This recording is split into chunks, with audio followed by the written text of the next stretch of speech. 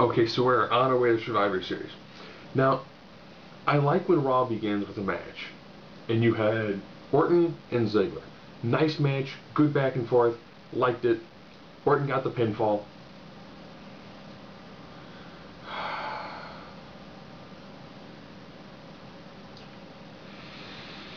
And then you had Del Rio down at the ring, and then of course there's a save by Kofi. At first I thought was, oh man, there's Kofi, Orton, Del Rio, and Ziggler.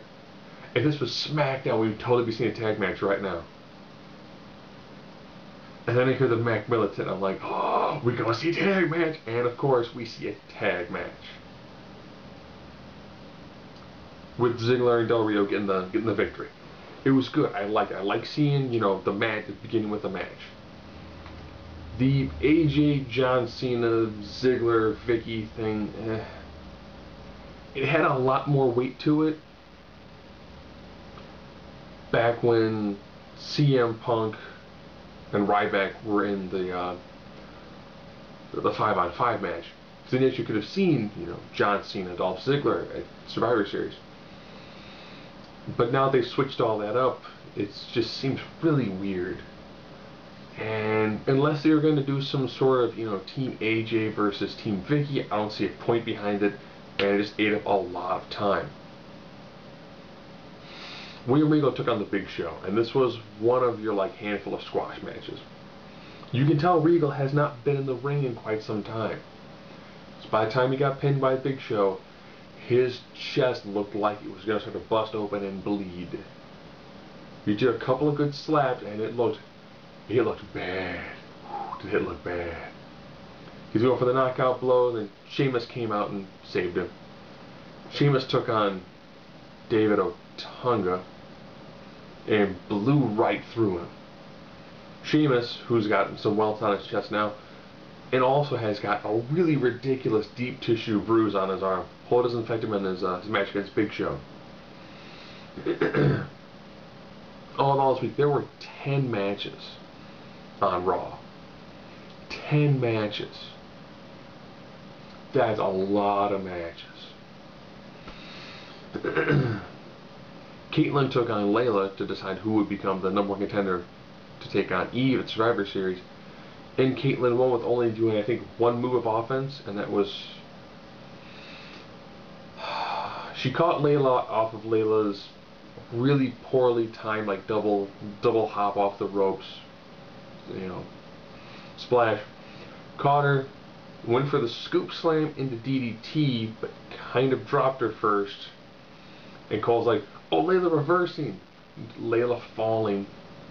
And then Kaitlyn had her reverse DDT, kind of like when Steiner had that first finishing move. And it was stupid then for a really strong person to have a reverse DDT. Just a regular reverse DDT. So I guess Kaitlyn's going to take on Eve. Man, I really don't care. Brad Maddox, who I really don't care for, had a match against Ryback. And by have a match, I meant he got annihilated by Ryback. So the dirt sheets who were like, oh man, Maddox totally has to win this. Totally has to win this. No, he got in 0 offense and just got annihilated. Yes, we had 3 squash matches. They had mentioned who was going to take Ryback's spot on Team Foley. So up to the universe, they gave you 3 options.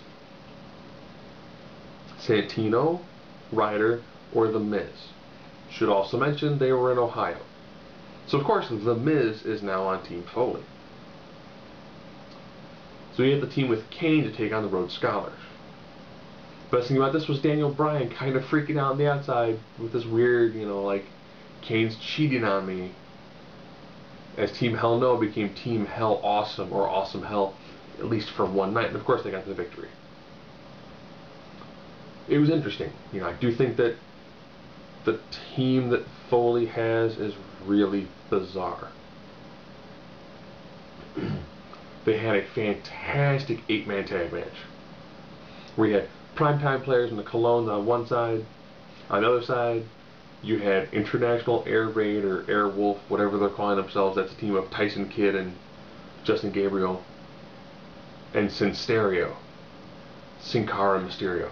almost everyone got to get involved in this match, with the exception of Sin Cara. I don't recall him really getting tagged in. He did like one high flying spot. That was about it.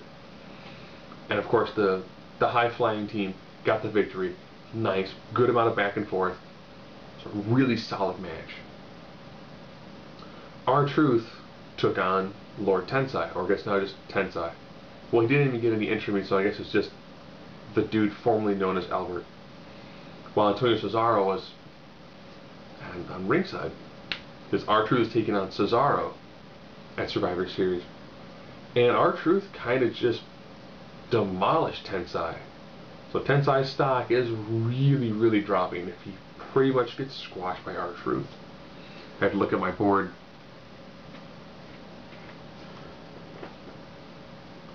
Legitimately, I do say board, I do mean it actually is a board. So,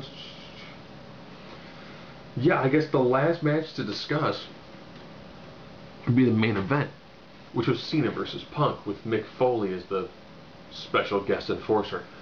For the life of me, I don't know what that person's supposed to do. Nice back and forth. You can tell Cena's not 100%, because this match had a lot more submissions and a lot more rest holds than you normally see in a John Cena match. Of course, Ryback came down as Punk was trying to leave the ring. Runs back in the ring. You know, GTS gets reversed into an AA 1-2-3. And then the really awkward ending with Punk's title on the ground.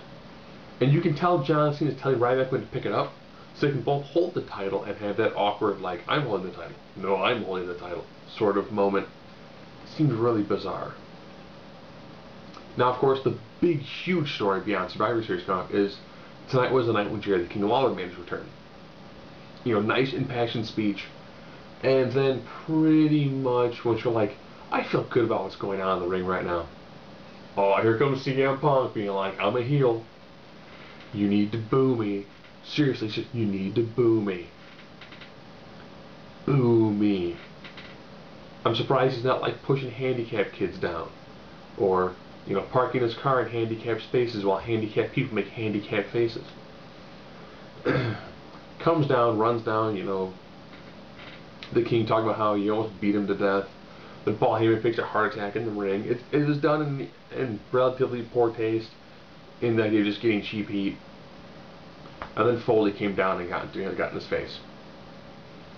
I'm glad Punk said, Foley, why are you out here? We're not facing each other at Survivor Series. There's no reason for us to have this conversation. And then Foley made himself a special enforcer. So I guess now I'll go through what I got through Survivor Series. Jot down some of those notes as well. In the match of R-Truth versus Antonio Cesaro, I see zero reason for Cesaro to drop that title. I really do. I think Cesaro needs to hold on to that belt.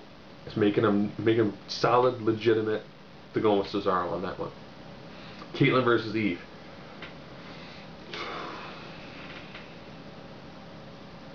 Man, Eve. Sheamus versus Show. This match has got a lot going for it right now. Ironically, this is probably going to be Sheamus's one of his better matches. He's taken on Show. Show's beaten up Rodrigo a couple of times. It's really helped put a really good, solid fire under Sheamus. This match is going to be hard, and it's going to be absolutely brutal. And I look for Show to retain. I look for Show to retain barely. You know, I can see Sheamus getting this in the rubber match at TLC, but this one I can entirely picture, you know, either it's going to be, I don't think they'll do a ring break, you know, but I see this being some sort of almost draw finish to lead to them having either a chairs match or a table match at TLC, but either way I picture Show leaving as the champion. So now we're at Foley versus Ziggler. If you know the teams, for Team Foley it is Orton, Kofi, Kane, Bryan, and their last position, The Miz.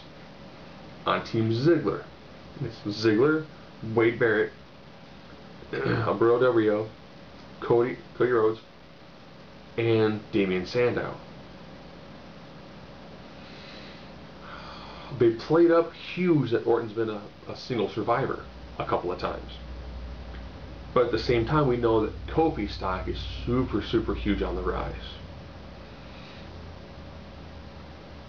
But they also mentioned of, Ziggler and the Money in the Bank championship match. Championship encounter that he has in the briefcase. But The Miz has also just turned face, potentially. There could be a lot on us, but it does entirely focus itself more on, I picture Team Foley taking this one. So now we're down to the match of John Cena, CM Punk, and Ryback. Ironically, this will be the third triple threat match that CM Punk has been involved in. Yes, when he was feuding Daniel Bryan, the triple match was CM Punk, Daniel Bryan, and Kane. And CM Punk retained. Then on feud with John Cena and the Big Show. He had a triple threat match between CM Punk, John Cena, and the Big Show, with CM Punk getting the pinfall again on John Cena after being attacked by the Big Show. Ironically, we never saw the triple threat match of CM Punk, Daniel Bryan, and Jericho, which would have been an amazing match.